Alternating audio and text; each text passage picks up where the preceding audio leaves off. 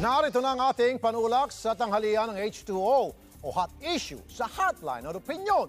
Dito kakausapin sa hotline ng mga taong may kinalaman sa mga hot issue ngayon. At syempre, may say din kayo dahil babasahin namin ang inyong opinion on air. Topic natin ngayon ang panukalang batas na inihain ni Congressman Toby Tiangco tungkol sa no work, no pay para sa mga absenero niyang kasamahan. Kaugnay niyan, makakausap natin ang nagpapanukala ng batas na si Congressman Toby Tiangco. Magandang umaga po, Congressman. Yes, magandang umaga, Rafi. Magandang umaga, Sherry. Okay, maganda po yung inyong pinapanukala, ano po, sir. Pero yung no work, no pay, ang tanong nga, sir, baka naman hindi mag-attend yung mga absenerong congressman ng sesyon sa oras na ihahain niyo po, yung pagbobotohan na po, yung panukalang batas niyo yan? Alam niyo, kaya nga maaga nating inihain itong batas na to. Dalawa ang reason yan. Base kasi ito sa experience natin ng 15th and 16th Congress na madalas naman report ng media na talagang kulang ang attendance, kaya kulang ng quorum at hindi kami nagkakaroon ng sesyon, di ba? Pangalawa, kaya natin inagahan yan, traditionally naman, on the first year of Congress, siyempre sa unang taon, doon ng 3 taon sa Kongreso, talagang maganda pa attendance niyan. Okay. Kaya ihinahin natin kagad. But of course, we realize na baka nga mahirapan to, not because of attendance, at baka ayaw nung ibang mga kasama natin. Kasi kailangan ito majority vote para maipasa. Sir, kung inyo pong mapapansin sa mga nakaraan, ano po, kadalasan at karamihan sa mga absenerong congressman, ito po yung mga mayayaman at may mga racket po sideline sa labas. So kung paparusahan po sila ng no work, no pay, wala pong iniwan niya sa pawikan na sabihin paparusahan kita ihagis sa dagat, kunyari iyak yung pawikan pero tears of joy.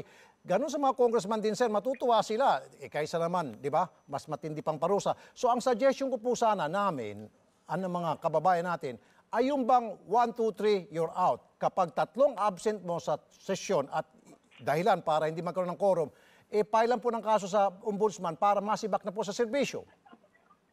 Okay, alam mo, Rafi, first of all, hindi 1, 2, 3 congressman ang absent para mawala ng quorum. No, what I mean, Congressman, yung pangatlong absent mo, kumbaga pwede ka mag-absent na hanggang 3 ang isang mambabatas. Pag 3 beses ka na nag-absent, ikaw ay pwede nang paila ng kaso sa ombudsman para mapatanggalan sa serbisyo dahil kayo po ay binoto, yung mga congressman ay binoto para maggawa ng batas, hindi po para mag-absent na mag-absent.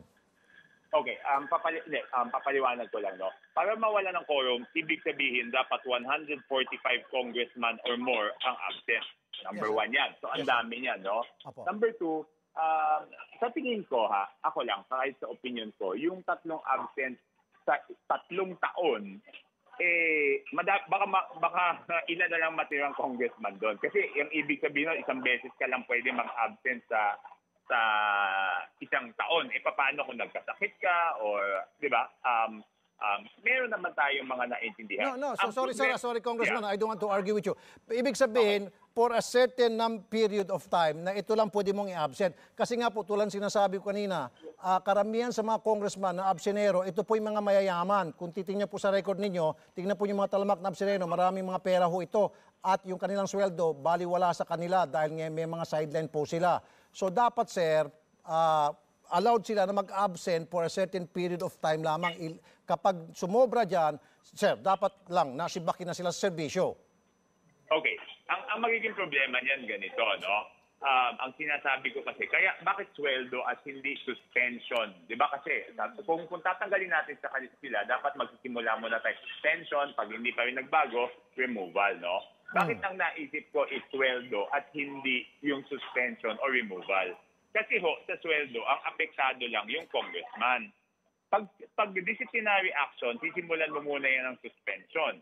Pag sinuspend mo ang congressman, mawawalan ng representation yung kanyang constituent. So kunyari, may isang absenerong congressman, sinuspend muna natin, may batas na tatalakayin na apektado yung constituent niya. Mawawalan ng boses yung constituent niya. Pero sir, yes. yung mga congressman absenero, wala rin pong pakinabang sa mga constituent niya dahil palagi po siya nilipapasok. Isa pa po, sir, kung checkin niyo po yung mga opisina ng mga congressman na supposed to be dapat sa isang office, 6 po yung plantilla position na binabayaran po ng Congress. Pero kung bibisitahin mo bawat office yan, sir, every day, isa lang po ang nag-work, yung 5 po, nakapero dyan, mga kamag-anak, pinsan, asawa, at kumukolekta lang during payday.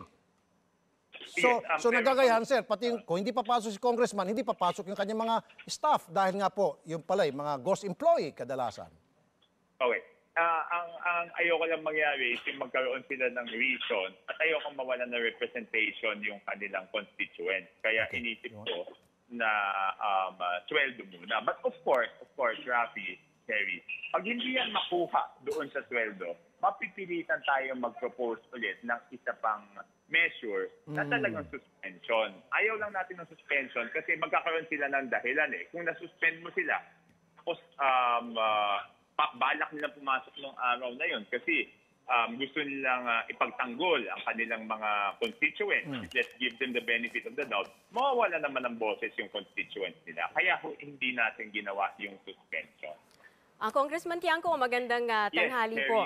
Siguro ang punto riyan, dahil nakikinig din po kami doon sa mga nagbibigay sa amin ng opinyon, marami po ang nagsasabi na baka hindi ito ang solusyon. Dahil nga po yung kanilang sweldo, ang sweldo ng isang kongresista, karamihan sa mga kongresista hindi talaga kailangan ng sweldo na ito. No? At hindi naman po ganong kalakihan, no? Kung sweldo lang ang pagbabasihan ng mga kongresista. So siguro nga, baka hindi ito, baka kailangan pa mag-isip ng ibang solusyon para talaga i-compel o talagang, kasi yung mga nagtatrabaho pong mga Pilipino, no, yung mga pumapasok sa opisina, pag nag-absent kami, wala kaming sweldo o kaya pag ilang araw kaming suspendido kami, hindi ba? Yung isang manggagawa na siguro gusto rin natin makita sa liderato natin sa Kongreso. Yes, definitely yan ho yung gusto natin. No? Ang sabi ko nga, leadership by example. Kung kami ho ang gagawa ng mga batas na magdadala ng pagbabago, dapat kami mismo ang magbago. At ang isang importanteng maintindihan ng ating mga mamamayan, pag walang forum, yung mga batas na ginagawa para guminhawa ang buhay ng mga tao, naaantala. Siguro kailangan talaga, Congressman Tiangco, ganitong measure. Yes. Okay, makasigit. siguro kailangan talaga, Congressman Tiangco, partner, kapag merong isang mahalagang batas, no, o sesyon na maraming mga absent, kailangan talagang ipaskill yung mga pangalan ng mga hindi dumalo. I agree. Oo. Pwede rin yun, no? Pero sana ito napaka-importante, no? Kami, lalo na yung mga district congressman, meron kaming local constituency, no? At ang local bill, hindi ho yan pareho ng national bill na pwedeng sabay talakayin sa Kongreso at sa Senado.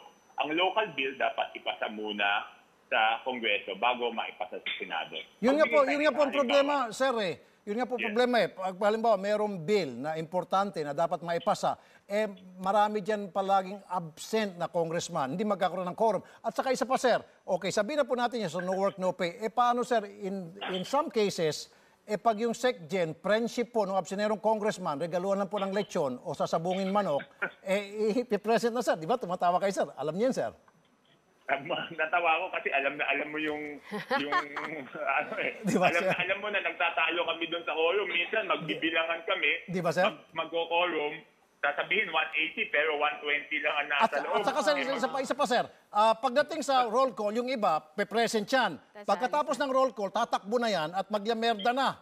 Tapos nilalagay silang present pero absent sila pagdating sa session at wala ng quorum. Magtataas na ng kamay, tatakas agad. Di ba, sir? Alam mo nga, kaya ang isang proposal ko pa dyan, pinag-aaralan ko ngayon yung aming rule. Ang suggestion ko, parang pribadong kumpanya, ang roll call, hindi na dapat tinatawag. Dapat ang roll call, biometric.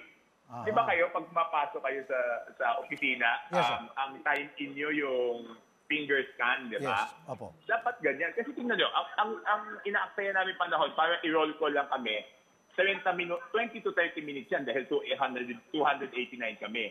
Kung mag-roll call, sasabihin, ngayon. Isa-isa 200. Yes, Cherry. Kung sasabihin ngayon, roll call. Okay, now is the roll call. Ilalagay mo lang yung sarili mo doon sa biometric. O di 5 seconds, alam na kung may quorum at hindi. Saka yung sinasabi ni Rafi na binibigaluhan lang ng lechon, hindi na mangyayari yun. Okay.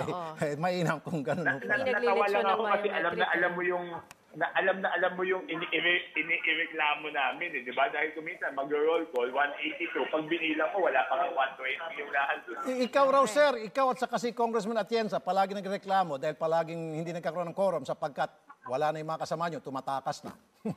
Madalas daw po Hindi, mangyari. ang masakit doon is yung rule. Kasi alam mo anong basihan nila dyan?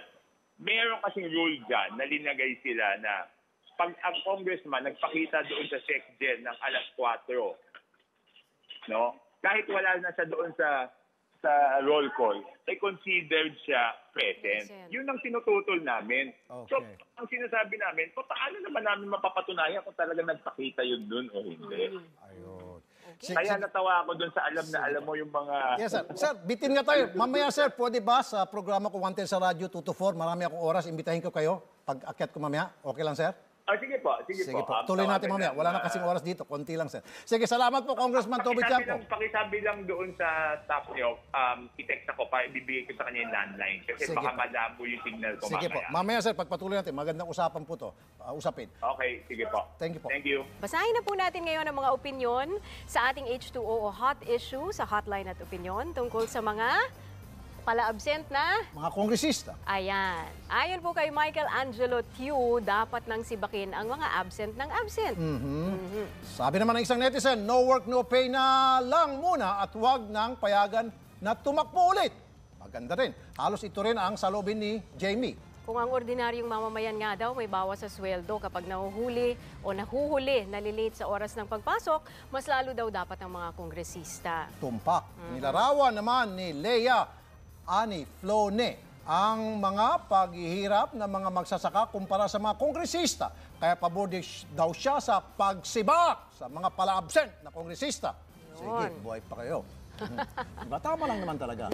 Tama yung sinabi mo, point mo. Kung tayo, mga ordinary mamamayan, mga Juan de la Cruz, kapag nag-absent, katakot-takot na pakita ang ebidensya na ikaw ay may sakit at may dahilan talagang Tama. dapat na matibay, otherwise, ikaw ay masuspindi o masisibak pa. Oo, mahigpit nga yung HR pag mga leave, di ba? Kailangan ipa-file mo yan. And to think na binoto natin sila para gumawa ng Para batas. i-representa. To represent us, gumawa ng batas. Paano kung palagi sila absent kaya hindi nagkakaroon ng quorum, Kasi dapat may talagang iba sibakin talaga, partner, yung mga nandun sa top absentee, halos hindi na talaga pumapasok. At ako, marami akong alam, partner, hindi ko naman binanggit kay Congressman Toby Tiangco. Mukha kang marami Ni kang alam. minsan, nakaubos ng 3 term.